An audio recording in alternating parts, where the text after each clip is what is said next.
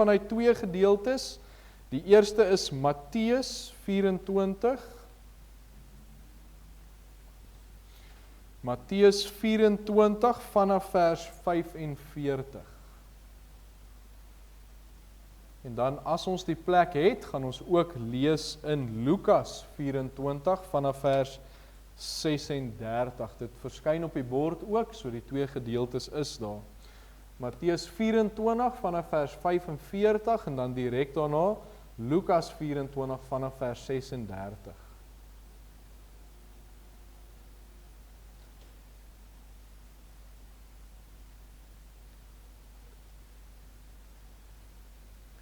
Kom ons lees die eerste van die 2 gedeeltes, Matteus 24 vanaf vers 45.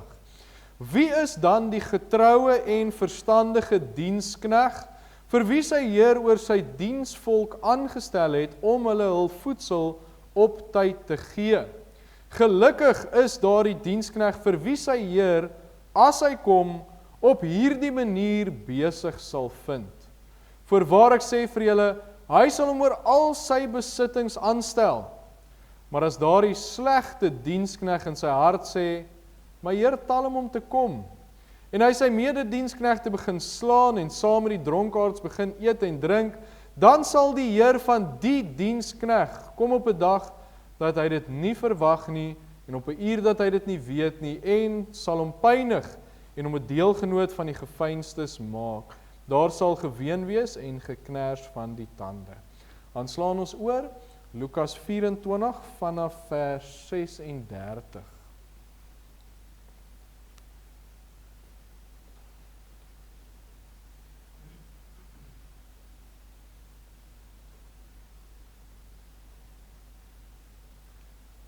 Kom ons lees die gedeelte saam. Die 2 opskrifte is verskyning van Jesus aan die apostels en dan daarvoor vers 50 die hemelvaart. Ons lees dan vanaf vers 36.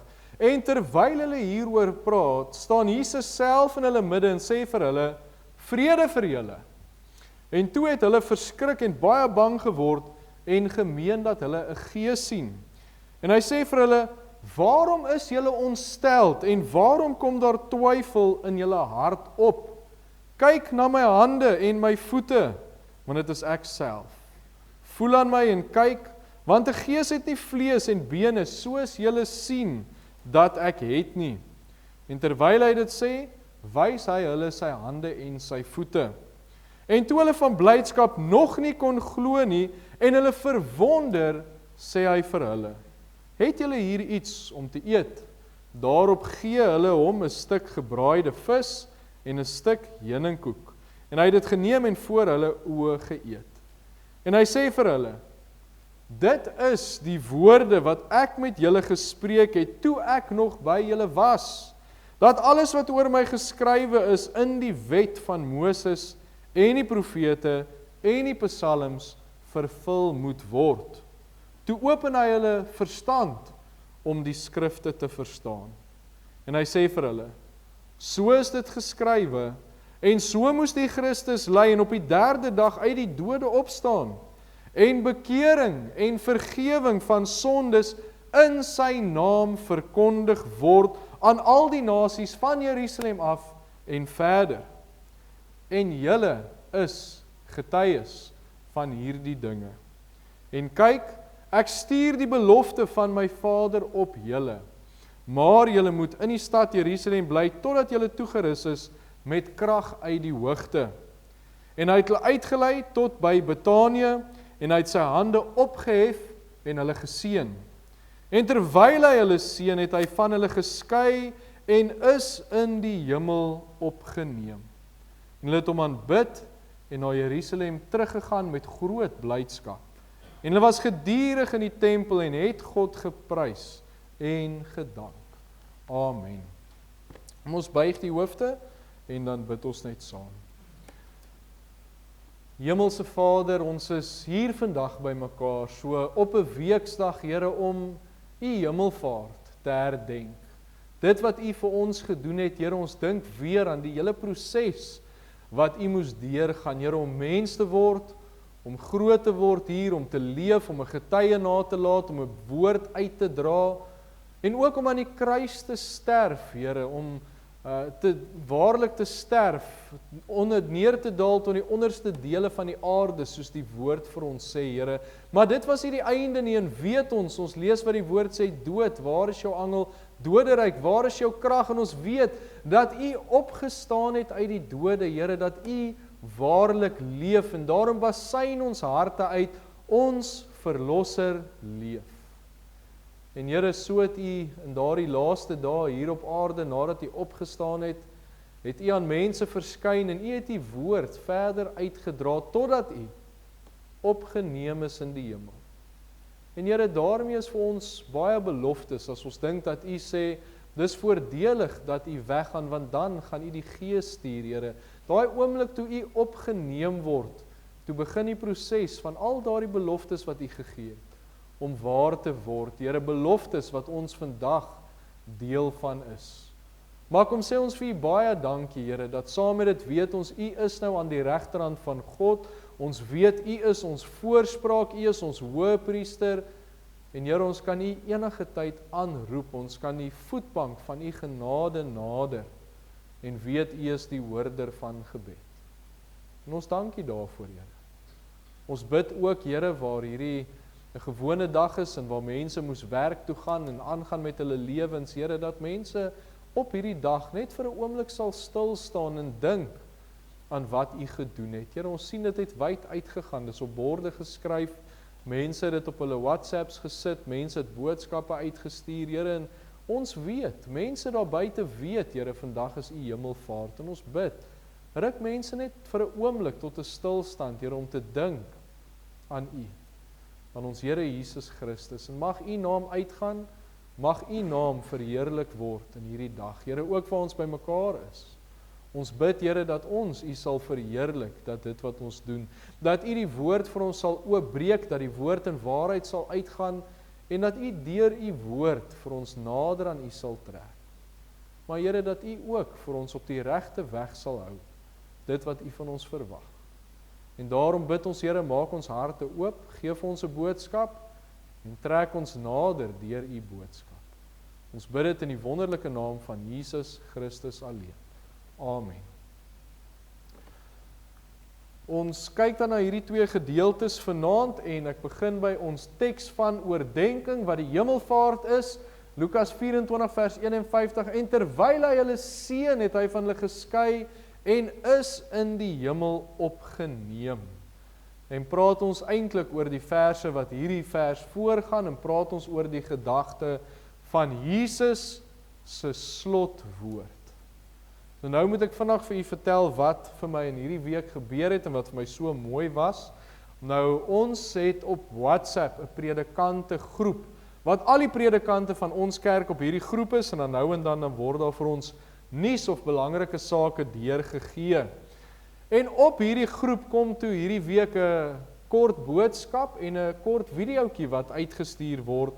En die videoetjie is toe Arjan Baan. Nou net so 'n bietjie agtergrond, ons het nou so week en 'n half terug ons predikante konferensie gehad. Ons almal was in Pretoria gewees, en Arjan Baan was die prediker. Hy is daar uit Nederland, en hy is die hoof van Hartkraai daar in Nederland, en hy het toe vir ons die boodskap gebring, wonderlike geseënde tyd gewees, en ons weet die Here was teenwoordig, en sy woord het uitgegaan, en Arjan was deel van die herlewingstydperk daar in die Bybelbelt van Nederland, en hy het dan juist daaroor gepraat, oor die herlewing wat plaasgevind het, en nou gaan hy na verskillende lande, en hy bring die boodskap, en hy bid, en hy moedig aan, dat herlewing ook op ander plekke sal uitbreek. En hy stuur toe vir ons 'n videoetjie daar op WhatsApp. Hy is op die lughawe in Johannesburg, net voor hy terugvlieg Nederland toe, en hy kom bring net so laaste aansporing wat hy vir ons kom gee. En in hierdie aansporing vra hy, en hy sê ons moet bid vir ons land, ons moet bid vir die gemeentes, ons moet bid vir die Pinkstertydperk, en die Here soek dat hy ons kom aanraak op 'n baie besondere manier in hierdie Pinkstertydperk. So dit was nou sy slotwoord gewees, as ek dit so kan noem, voordat hy nou terug is Nederland toe. En so het dit my nou laat dink aan wat in hierdie tyd gebeur, en aan die hemelvaart van die Here Jesus Christus. Want ons weet, hy het aan die kruis gesterf, hy staan op vanuit die dode en vir 40 dae verskyn hy aan verskillende mense, die disippels, die vroue, en in hierdie tyd het hy verskeie boodskappe, en ons lees in Handelinge 1 vers 3, aan wie hy ook na sy lyde hom lewend vertoon het deur baie kentekens, terwyl hy gedurende 40 dae hulle verskyn het en oor die dinge van die koninkryk gespreek het. So hy verskyn aan hierdie verskillende mense en hy spreek, hy het 'n boodskap, besondere boodskappe, nogal 'n paar wat uitstaan as ons dink soos aan Petrus, wat hy vir Petrus vra, Petrus, het jy my waarlik lief? En 'n paar boodskappe, maar dan ons fokus in Lukas 24, die Here praat die laaste keer met sy disippels, hierdie groepie mense wat by mekaar was, voordat hy hemel toe gaan, en dit is sy slotwoord. So daarom sê ek, die videoetjie van Arjan het my nou so hieraan laat dink, 'n laaste boodskap voordat hy weggaan. Soos hy nou terug Nederland toe vlieg, so weet ons met die hemelvaart het die Here Jesus teruggekeer na sy Vader toe. So Lukas 24 is deel van die Here Jesus se slotwoord. En nou dink ek aan Arjan, daai laaste aanmoediging, aansporing, die laaste kreet, maar bid. En so het die Here Jesus 'n laaste boodskap wat hy moet oordra voor hy vertrek. En nou kan ons sê, dink, hoe belangrik, hoe vanuit die hart van die Here Jesus moes hierdie boodskap, hierdie laaste kreet nie gewees het. So daarom kyk ons na Lukas 24, maar dan saam met dit, Matteus 24. Hierdie gedeelte wat ons gelees het, en die twee gedeeltes het baie in gemeen met mekaar, want Lukas 24 vaar die Here Jesus op na die hemel toe, en hy het 'n woord vir hulle, maar Matteus 24 het die Here ook 'n boodskap, en dit gaan oor wanneer hy weg is, en wanneer hulle wag dat hy terugkom, dat 'n mens hom moet verwag, dat 'n mens 'n wederkomsverwagting moet hê, weet, hy gaan terugkom, want hy's weg met 'n belofte in Handelinge 1 vers 11, Galileese manne, waarom staan julle en kyk na die hemel? Hierdie Jesus wat van julle opgeneem is in die hemel, sal net so kom, soos julle hom sien wegvaar het. En dis waar hierdie twee gedeeltes aan mekaar kom skakel. Die een is, wat moet ons doen terwyl hy weg is? En die ander een is, hier gaan hy nou. Die Here Jesus is opgeneem, nou is daar 'n slotwoord, dit is wat van ons verwag word. So die twee gedeeltes leer vir ons iets. Want hoeveel te meer as die disippels moet ons nie wag vir die koms van die Here. As ons nou maar net kyk na wat die woord sê in Matteus 24, en ek gaan dit gou vir ons lees, nou dis so 'n bietjie vroeër in Matteus 24, hier van vers 3 af. Nou hoor net hoe voorspel hy die koms van die Here. Hy sê, en toe hy op die Olyfberg gaan sit het, kom die disippels alleen na hom en sê, vertel ons, wanneer sal hierdie dinge wees? Wat is die teken van u koms en van die volëinding van die wêreld? So hulle sê vir die Here Jesus, maar waarvoor moet ons kyk? Wat se tekens is daar dat u gaan terugkom en wanneer u terugkom? Jesus antwoord, hy sê vir hulle, pas op dat niemand julle mislei nie. Want baie sal onder my naam kom en sê, ek is die Christus. En hulle sal baie mense mislei. Nou dit het reg deur die geskiedenis al gebeur, maar daar was nog nooit 'n tyd soos nou, wat op hierdie oomblik, daar 3 mense wêreldwyd is wat verkondig, hulle is die Here Jesus Christus. Daar's een iewers in Suid-Amerika, en dan's daar een iewers in Alabama in Amerika, en dan's daar nou 'n man in Australië, wat nou sê, hy is die Christus, mense moet na hom toe kom. So valse Christusse, die Here Jesus het dit verkondig. Dan sê hy, en julle sal hoor van oorloë, gerugte van oorloë. Pas op, moenie verskrik word nie, want alles moet plaasvind. Maar dis nog nie die einde nie. Nou ek hoef nie veel te sê vanaand oor oorloë en gerugte van oorloë nie. Ons almal weet wat aangaan in die wêreld. Hy sê een nasie sal teen die ander opstaan, een koninkryk teen die ander. Daar sal hongersnode wees, pestsiektes, aardbewings op verskillende plekke. Maar al hierdie dinge is 'n begin van die smarte. Dan sal hulle julle aan die verdrukking oorgee en julle doodmaak. Julle sal deur al die nasies gehaat word ter wille van my naam. Nou dit gaan oor vervolging van Christene Dit gebeur ook, ek hoef nie eers vir u daarvan te vertel nie. Hy sê, en dan sal baie tot struikel gebring word en mekaar verraai en mekaar haat. Nou dit is kinders van die Here, Christene wat teenoor mekaar opstaan en hoeveel meer as tevore gebeur dit nie in ons dag nie. Mense wat mekaar seermaak, mekaar haat, wegdryf van die Here Jesus af, wegdryf van kerke af. Die dinge gebeur. Hy sê, en baie valse profete sal opstaan en baie mense mislei.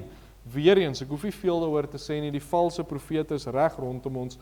Hy sê, en omdat die ongeregtigheid vermeerder word, sal die liefde van die meeste verkoel. Ons weet, ons sien dit. Maar wie volhard tot die einde toe, hy sal gered word. Maar dan die vers wat vir my uitstaan, ons sien al die negatiewe dinge, ons weet van dit, ons hoor dit, dit is in die nuus, dit word gepreek, ons weet van dit, maar hoor hierdie mooi vers. Hy sê, en hierdie evangelie van die koninkryk sal verkondig word in die hele wêreld en tot 'n getuienis vir al die nasies, en dan sal die einde kom. So saam met al die negatiewe goed, die evangelie gaan die wêreld in. Nou, hoekom lees ek dit vir u? Die Here Jesus Christus se koms is op pad. As ons hierdie goed sien en ons lees die tekens en ons kyk wat gebeur, die wêreld gebeure, dan kan ons niks anders sê as die koms van die Here is naby. Maar dan 'n baie belangrike vraag.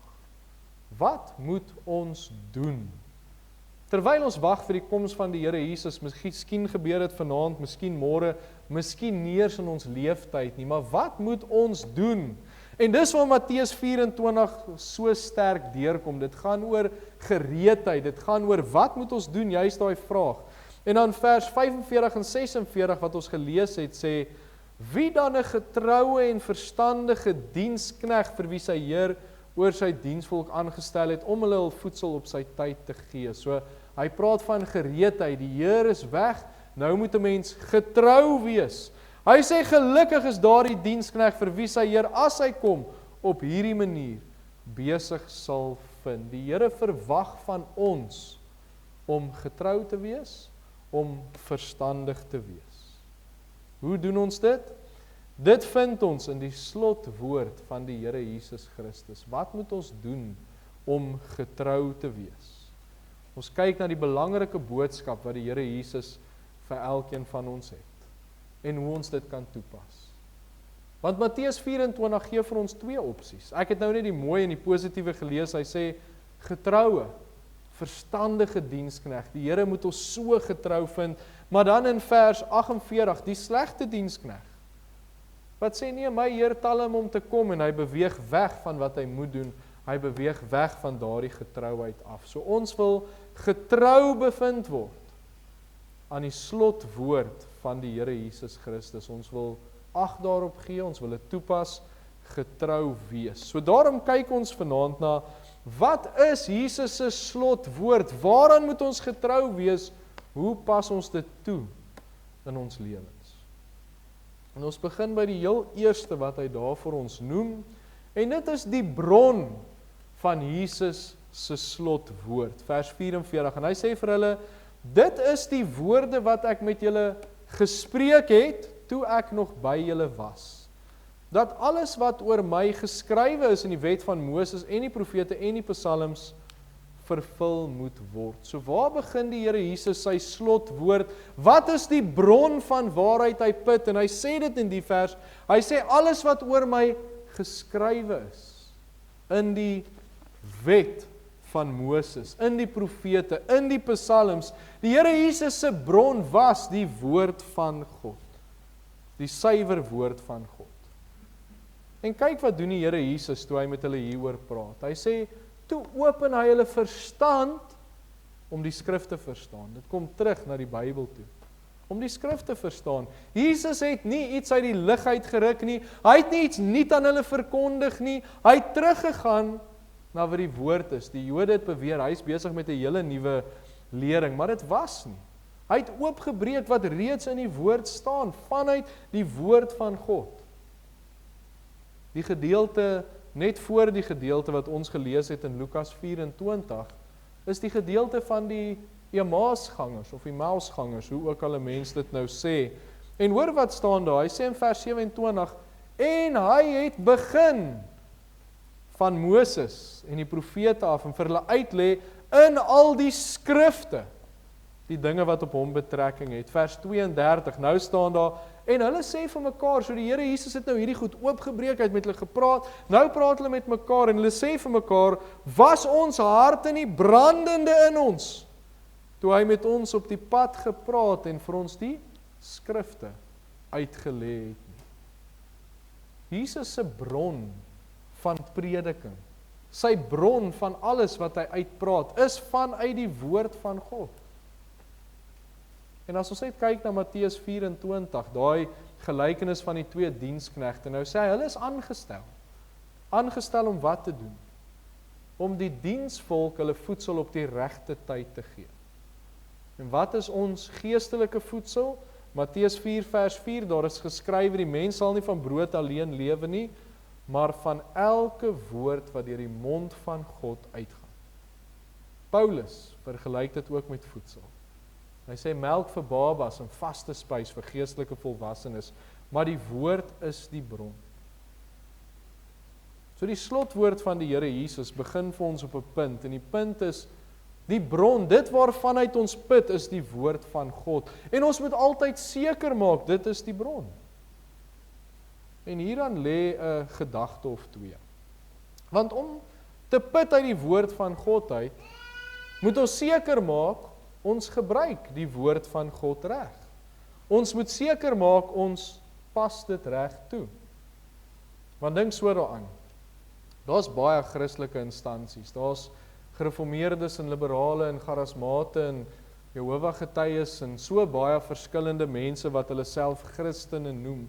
Maar kyk hoe baie verskil hulle, terwyl hulle almal sê, maar ons almal praat uit die woord van God uit. Maar hoeveel keer verstaan mense die woord nie reg nie, lê hulle die woord nie reg uit nie, pas hulle dit nie reg toe nie. So ek wil nou die Engelse uitdrukking gebruik en sê, ons moet die woord op face value vat. Ons moet gaan kyk, wat sê die Bybel hier? Met wie praat die Bybel hier? Wat is die boodskap? Wat is die konteks? Wat sê hierdie boodskap vir my? Want mense kom baie keer en dan koppel hulle goed aan die woord wat daar nie staan nie, en dan veroorsaak dit dwaalleringe, en ek het al baie vir u gesê, as ek verkeerd glo, dan leef ek verkeerd, en ons sien dit as jy in die Christendom uitgaan. So heel eenvoudig, hou by die woord. Mense probeer die woord verander, en hulle probeer goed in die woord voeg, en goed aanvaar, en goed allerhande dinge, ons weet hoe lyk dit op buite, ek hoef nie daaroor te praat nie, maar hulle beweeg al hoe verder weg van die woord af, en verdraai die woord, en probeer sê, nee, maar daai gedeelte is verouder, dit is nie meer so nie, maar die slotwoord van die Here Jesus Christus is, daar is nie 'n ander bron nie. Hierdie is die bron, waaruit 'n mens put. Dis wat hy vir ons gegee het, en dit is genoeg. Waaruit leer die Here ons? Met die woord van God uit. Waaruit steek die Here ons harte aan die brand? Uit die woord van God uit. Waar lê ons geestelike voedsel? In die woord van God. En nou het ek al baie vir u gesê, ek het nie 'n probleem met dagstukkies nie. Ek het nie 'n probleem met iemand wat 'n gedagte stuur vir die dag nie. Ek luister ook baie van hierdie goed, maar dit is soos kitskos. Dis 'n vinnige lekker happie wat 'n mens neem, maar ons kan nie, een van ons kan leef net op McDonald's nie. Dit sal nooit werk nie. Dink aan hoe ongesond gaan 'n mens wees. En net so kan 'n mens nie geestelik groei van dagstukkies en gedagtes vir die dag en hierdie goed nie. Dis nie die onvervalste melk van die woord nie. 'n Mens moet tyd spandeer in hierdie woord, om die woord te lees, om die woord te leer, te bestudeer, deur die woord gevoed word. So die woord van God bly ons bron. En kyk dan na die heel laaste hoofstuk in die Bybel, Openbaring 22, vers 18 en 19, nou staan daar, heel hier aan die einde van die hele Bybel staan daar, want ek betuig aan elkeen wat die woorde van die profesie van hierdie boek hoor. As iemand by hierdie dinge byvoeg, dan sal God oor hom die pla byvoeg waarvan in hierdie boek geskryf is. As iemand van hierdie woorde van die boek van hierdie profesie wegneem, dan sal God sy deel wegneem uit die boek van die lewe, en uit die heilige stad, en uit die dinge waarvan in hierdie boek geskrywe is. Die boek is volkome, dis onveranderlik, die woord van God is die bron. Om getroue diensknegte te wees, moet ons seker maak, ons put vanuit die regte bron. Moet ons seker maak, ons lees die woord, ons leer die woord, ons hoor die woord, en ons kry nie ons bron vanuit 'n ander gedagte nie. Die tweede dan, wat ons sien in die slotwoord van die Here Jesus, is die fokus, die slotwoord van Jesus se fokus. Lukas 24 vers 46 en 47. Hy sê vir hulle, so is dit geskrywe, en so moes die Christus ly, en op die derde dag uit die dode opstaan, en bekering en vergewing van sondes in sy naam verkondig word, aan al die nasies van Jerusalem af en verder. So die Here Jesus sê, die bron is die skrif, maar wat is die fokus? As 'n mens die skrif vat en jy vat die boodskap, waarop moet 'n mens in fokus? En die antwoord is, die Here Jesus Christus. Wat met hom gebeur het, en die uitwerking daarvan. So die fokus was eerstens op hom gewees. Kyk weer vroeër by die Emmausgangers, vers 27, en hy het begin van Moses en al die profete af, vir hulle uitgelê in al die skrif, die dinge wat op hom betrekking het. Die fokus was op Christus. En dan ook die vergifnis van sonde. Want sonde is die ding wat maak dat iemand nie 'n kind van die Here is nie. Sonde is die ding wat maak dat 'n mens die heerlikheid van God ontbreek. Sonde is die ding wat maak dat 'n mens onder die toren van God staan. Daar is geen redding sonder sondevergifnis nie. En kyk hoe mooi sê die Here Jesus dit in sy slotwoord. Hy sê, en bekering en vergewing van sondes in sy naam verkondig word aan al die nasies. Nou as ons al die pad teruggaan, ons is nou by die hemelvaart, maar as ons nou al die pad teruggaan na Maria wat swanger is. Die Here Jesus gaan aarde toe kom, hy gaan gebore word, nou is hy swanger, nou verskyn die engel aan Josef, en wat is sy woorde? Hy sê, en sy sal 'n seun baar, en jy moet hom Jesus noem, want dit is hy wat die volk van sy sonde sal verlos. Ek sê weer, daar's geen redding sonder sondevergifnis nie. Mense kan dit verkondig, en ek dink Sondag daaroor gepraat, mense wat sê, kom soos jy is nie, hoef nie te verander nie, en dis nie hoe dit is nie. Die Here sê, hy vergewe sondes, hy maak skoon, hy was, die fokus is op die vergewing van sondes. Wat noem ons dit? Die evangelie. Die blye boodskap, die goeie nuus, dat die Here Jesus 'n mens se sonde vergewe en jou red, en dan het jy 'n lewende verhouding met hom. Dit was die disippels se boodskap, dit was hulle fokus, dit was Paulus se boodskap en sy fokus gewees. Ons lees gisteraand in ons bid hier, toe lees ons oor Paulus se verdediging voor koning Agrippa. En nou het hy mos 'n lang pad gekom, hy het eers homself verdedig voor die volk, en hy het 'n boodskap aan hulle, hy kom voor die Joodse raad, en hy het 'n boodskap aan hulle, hy kom voor gouverneur Felix, en hy het 'n boodskap, en toe gouverneur Festus, en hy het 'n boodskap, en toe uiteindelik voor koning Agrippa, en sy boodskap het nooit verander nie, sy boodskap. Handelinge 26 vers 22 en 23, hy sê, maar omdat ek hulp van God verkry het, staan ek vandag toe, en getuig aan klein en groot, en spreek niks buiten wat die profete, en ook Moses gesê dat sou gebeur nie. So sien julle, hy begin ook waar die Here Jesus begin het.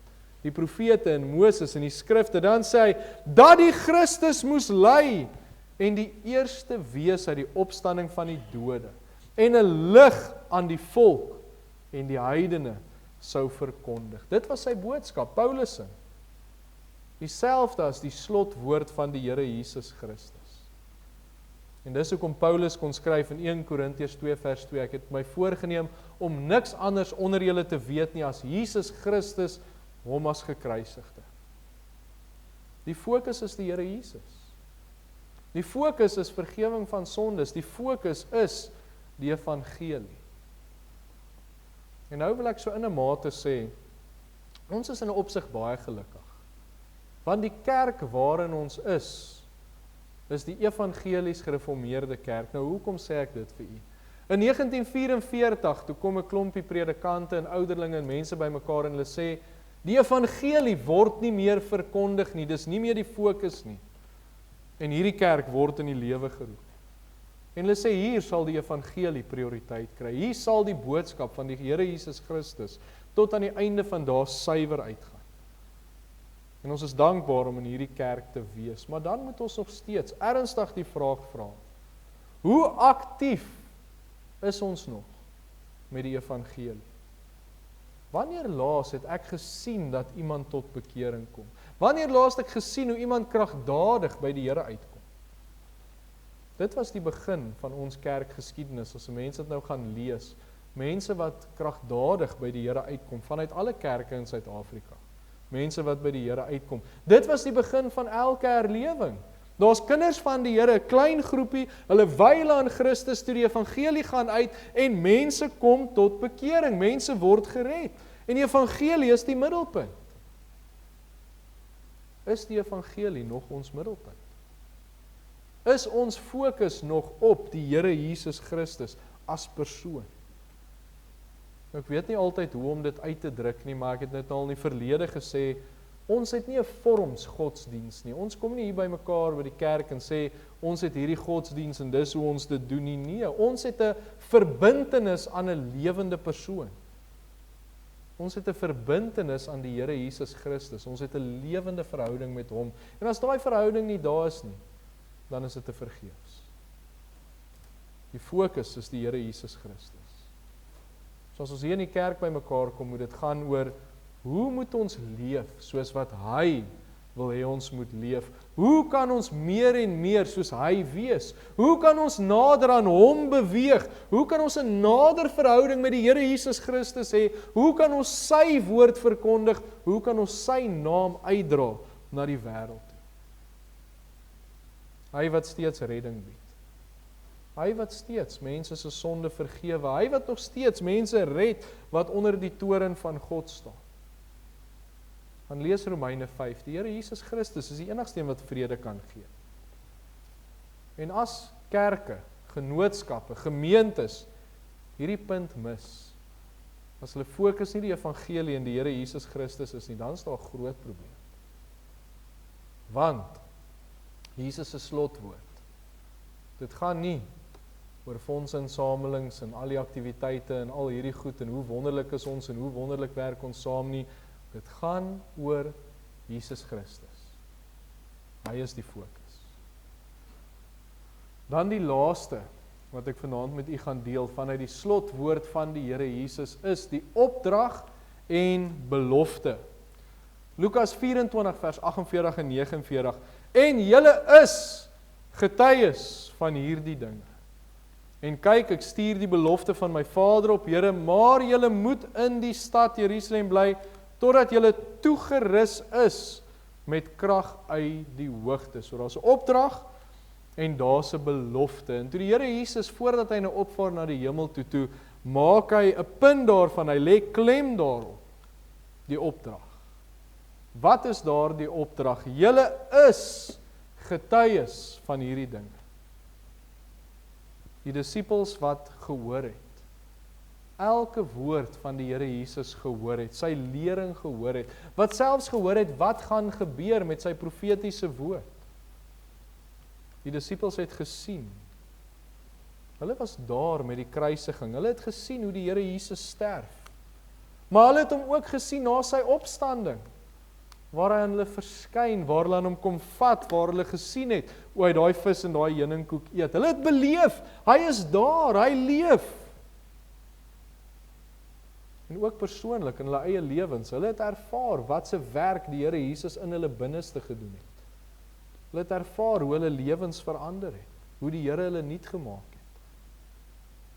En met die Here Jesus se slotwoord het hulle gesien hoe hy opvaar na die hemel toe met die woorde, julle is getuies van hierdie dinge. En hy sê, ek stuur die belofte van my Vader op julle. Hy stuur hulle om dit uit te dra, om dit uit te leef. En saam met dit die belofte, die tweede gedeelte van ons punt, hulle sal krag van bo ontvang. Handelinge 1 vers 8 kry ons dieselfde belofte, julle sal krag ontvang, wanneer die Heilige Gees oor julle kom, en julle sal my getuies wees. Handelinge 2 gebeur dit, die Gees word uitgestort, Petrus staan op en hy is die eerste kragtige getuie vir die Here Jesus Christus. Die evangelie gaan uit, die woord gaan uit. En daarom kan ons al die gedeeltes lees van Petrus en Paulus en al die disippels, hulle het dit uitgeleef. Die Here Jesus se slotwoord, Lukas 24, het tog nooit verander nie. Mense het verander. Van tyd tot tyd verskuif hulle fokus, hulle werksaamhede verander deur die eeue heen, en ons kan gaan lees deur die geskiedenis van die Christene en die kerke, dan is hulle hier besig en dan daar, dan is die fokus hier, dan daar, maar die Here Jesus se slotwoord staan vas. As kinders van die Here, as disippels van die Here Jesus Christus, moet ons getuies wees. Maar ons moet dit eers beleef.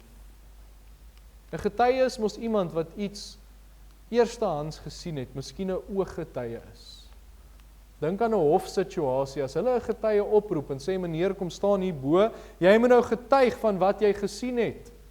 As daai persoon 'n ooggetuie is, wat die insident gesien, gebeur het, gehoor het, ervaar het, dan is dit mos 'n geloofwaardige getuie. Maar as iemand daar opstap en hulle gaan staan bo en hulle sê, ek het by my vriend Jannie gehoor, dat hy het by daai een gehoor, dat dit het gebeur. Hulle sal nooit so iemand aanvaar nie, want dis mos nie geloofwaardig nie, om nuus wat jy gehoor het te van getuig nie. Dis iets wat jy self moet ervaar. So ons moes dit sien, moes dit beleef. Ons moet die reddende genade van God in ons lewe ervaar het, waar hy my van sonde verlos, waar hy my siel uit genade red, waar hy my 'n nuwe skepsel maak, of ek nou 'n slegte, vuil sondaar buite in die strate was, en of ek 'n pragtige, mooi kerkmens was. Die verandering moet ons ervaar, waar die Here Jesus my nuut maak in my binneste en my wederbaar, Johannes 3. En dan as ek hierdie ervaring in my lewe het, dan is ek 'n getuie. Ek kan nie stil bly nie. Hoe stel die Here Jesus dit in sy slotwoord? En julle is getuies van hierdie ding. Daar's nie 'n sweempie van, miskien moet julle getuies wees. Kom ons kyk. Nee, dis vas. Julle is getuies. En dit sluit eintlik so mooi aan by ons tema van die jaar. Wees die sout van die aarde en die lig van die wêreld. Ons moet getuies wees. As ons hier uitbeweeg, moet ons sout wees. Ons moet lig wees, en soos ek vir julle verduidelik het in daai 2 preke, die sout en die lig, wys altyd na Christus toe. Ons nooit kyk hoe mooi is ek, om leef soos ek, om doen wat ek doen nie. Nee, dis ek is 'n navolgeling van Christus. Wees my navolger soos ek dit van Christus is. Dit wys altyd terug na hom toe, en daarvan is ons getuies. Dis die opdrag. Met die belofte, julle sal die Gees ontvang. Nou ons weet, die woord's baie duidelik daaroor, as ons weergebore is, as ons kinders van die Here is, dan het ons die Heilige Gees. Ons is tempels van die Heilige Gees, so daarom het ons krag. Ons het die toerusting. Ons moet net 'n oop kanaal wees. Ons moet net put vanuit die krag van die Heilige Gees om getuies te wees. En daarmee sluit ek af vanaand. In die Here Jesus se slotwoord kom wys hy vir ons 3 goed baie duidelik wat ons vanaand na gekyk het. Die eerste was die bron waaruit hy put, was die woord van God. Die tweede is die fokus. Ons fokus as persoon, maar ook ons gemeente moet wees, die Here Jesus Christus as persoon en die evangelie. En laastens, ons opdrag, ons belofte. Ons moet getuies wees met die belofte, ons het die krag van die Heilige Gees.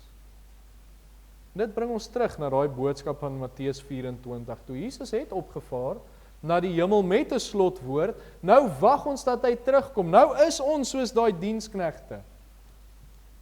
Maar watter dienskneg is ons? Getrou, verstandige dienskneg wat doen wat die Here Jesus vir ons gesê het, of slegte dienskneg wat sê nee, die Here tel hom om te kom, ek gaan aan met my eie ding. So wat moet ons vanaand doen? Ons moet die slotwoord van die Here Jesus Christus ter harte neem. Ons moet dit ons eie maak. En dit begin by ons. Nou hoor ek die boodskap van Gypsy Smith. Hy was 'n predikant in Amerika, ook in herlewingstydperke gewees. En toe hy vir hulle 'n prentjie moet teken van hoe herlewing lyk, toe wys hy 'n prentjie van iemand wat 'n sirkel om hulle self teken. En hy sê herlewing begin by my. Dit begin by 'n persoon wat sê ja, Here. Ek luister. Ek sal doen. Ek sal toepas. Ek sal die bron, die fokus, die opdrag sal ek uitvoer. Ek is hier. Dink aan die woorde van Jesaja, wie sal ons stuur, wie sal vir ons gaan? En hy sê, hier is ek, Here, stuur my, gebruik my. Maar dit begin by elkeen van ons wat sê, ja, Here. Ja, ek sal u slotwoord, voor u opgevaar het na die hemel toe, ek sal dit nakom. Amen. Kom ons buig die hoofde en dan bid ons net saam. Wonderlike Here Jesus, ons sê dankie dat u ons nie in die donker gelaat het nie. Here, u het ons nie agtergelaat sonder 'n boodskap en sonder wat u van ons verwag nie, Here, maar soms dwaal ons rond asof ons in die donker is. Here, soms gaan ons met u dinge asof ons nie 'n boodskap of 'n opdrag het nie. Here, beweeg ons maar net so rond op ons eie in ons eie rigting. Here, terwyl u dit so klink, klaar, duidelik vir ons kom wys het, Here. En ons het weer vanaand hier gesien, wat ons bron moet wees, wat ons fokus moet wees, wat ons opdrag is, Here. Met 'n belofte. En ons kom bid, Here, dat u vir ons, wat hier by mekaar is, getrou sal vind. Vir onsself, Here, elkeen van ons, dat ons sal sê, ja, Here, hier is ek. Maar ook as gemeente, dat u ons hier in die Weskus, Here, sal gebruik om die opdrag uit te voer, om getuies te wees en so, Here, die sout van die aarde en die lig van die wêreld te wees. Here, en het ons 'n begeerte dat u siele red. Here, in ons maandblaadjie elke week bid ons dit, Here, vir die redding van verlore siele. Ons kondig dit af, Here. En ons bid, Here, stuur u vuur uit die hemel uit, stuur u gees, stuur die woord. Gebruik ons, Here, dat mense by u uitkom. Dat daar vergewing van sondes is, Here, dat daar 'n nuwe skepsel sal wees. En dat u ook so daardeur by die gemeente sal voeg. En ons sê vir u dankie, Here. Dankie dat u woord so duidelik is. Mag ons getrou bevind word in u oë. In Jesus naam, amen. Ook in sy oorwinningskrag. In die naam van die Here Jesus Christus en in sy genade en in die liefde van God die Vader en in die gemeenskap van die Heilige Gees, gaan ons in sy naam. Amen.